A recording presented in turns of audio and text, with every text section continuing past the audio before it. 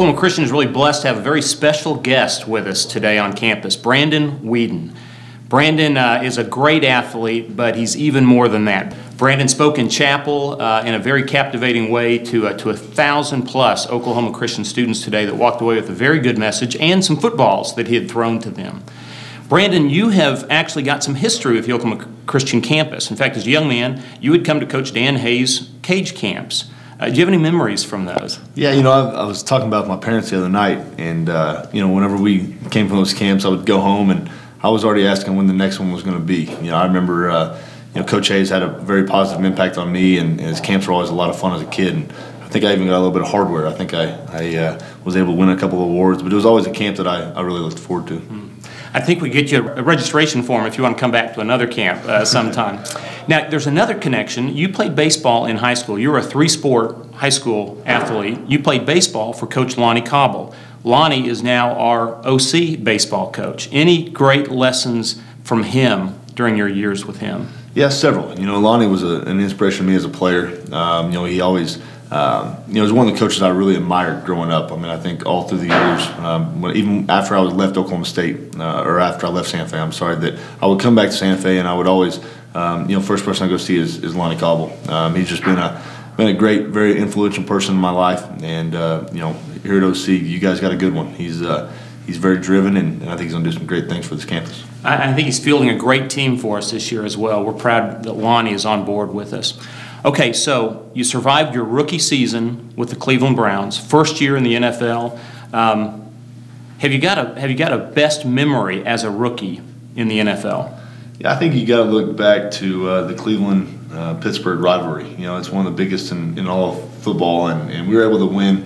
The first game we played against them, I think it was week 12. We were able to come away with the win at home in front of our fans, and I think it was one of the biggest wins we've had there in a while. It hasn't happened in several years, and to be a part of that was pretty special. That's great. What about, do you have any funny memories from your first year in football?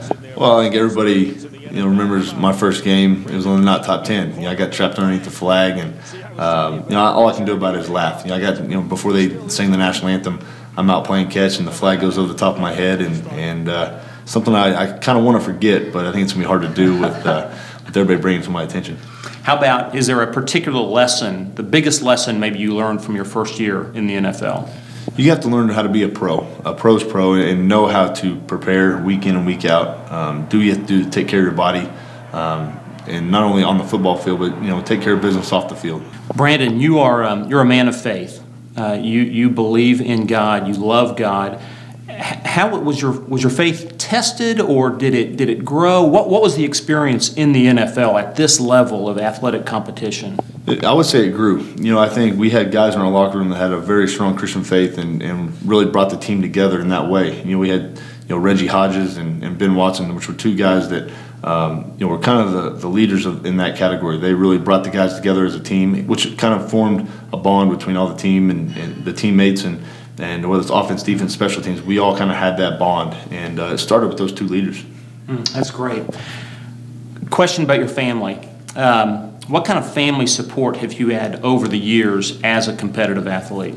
More than you could ever ask for. The thing about my parents growing up, they never pushed me to do or play any sport, or try to put more on me than I really wanted to do. They let me do my own thing, whether it was basketball, baseball, football, whatever it was. They weren't pressured. They didn't really pressure me to do anything, and I think that really helped me when I got older, because I wasn't burnt out. I was fresh, and I really enjoyed playing the games that I love to play. And the support's been outstanding to this day. My mom and dad, my brothers, and you couldn't ask for anything better. I've got a great wife at home that has been through the ups and downs, the roller coaster with me. That's something that's important. You have to have that in your life, or it's a tough road. I've been through a lot, and you have people around you that are that supportive. It makes things a little bit easier. Boy, that's really necessary, isn't it? Absolutely. There's another family that's very special and close to you, the Kirkland Dolls. Today in chapel, you walked out on the stage to the cheering students that were out there, and you were accompanied by 6-year-old Gavin Kirkendall.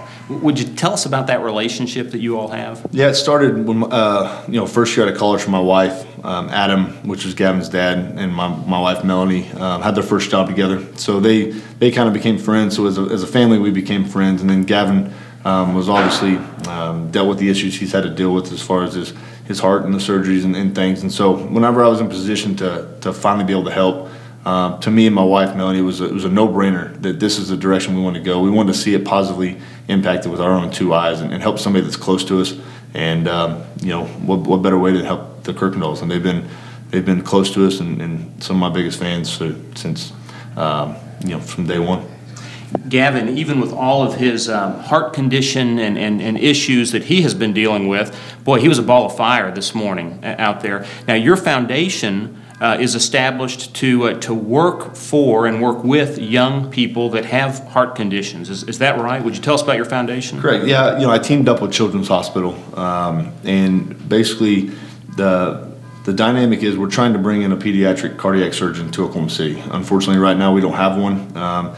Gavin's actual surgeon moved to San Diego, so that's where he's had to travel to get all of his work done in the past few surgeries. And so my goal is to bring a surgeon into Oklahoma City to all the kids here in Oklahoma, or people could come to Oklahoma to get work done, because I feel like it's necessary. Obviously, seeing Gavin, you know, impacted in that way, kind of made my drive a little bit more. And so that was my direction. I wanted to help them, but also wanted to help all the kids here in Oklahoma, and I felt like that was the best direction to go. Boy, Brandon, you're changing lives with that. Last question, for those that view this video, or for our students on the Oklahoma Christian campus, what piece of advice would you want to share with them? I think, you know, continue to you know, love the ones around you. You know, don't take for granted the people you have in your life every single day. I think you know, sometimes it's easy to do. We all get consumed and get busy, but I think it's, you know, it's important to have the people in your life that mean something to you. Tell them you love them. You know, tell them, you know, how much they mean to you. I think sometimes, you know, like I said, we get away from that, and it's not the right thing to do. But you know, having people in your life that care about you and caring for others is something I'm all about, and I think that would be my message. Wow. Brandon Weeden, great athlete, greater man. Thanks for joining us today.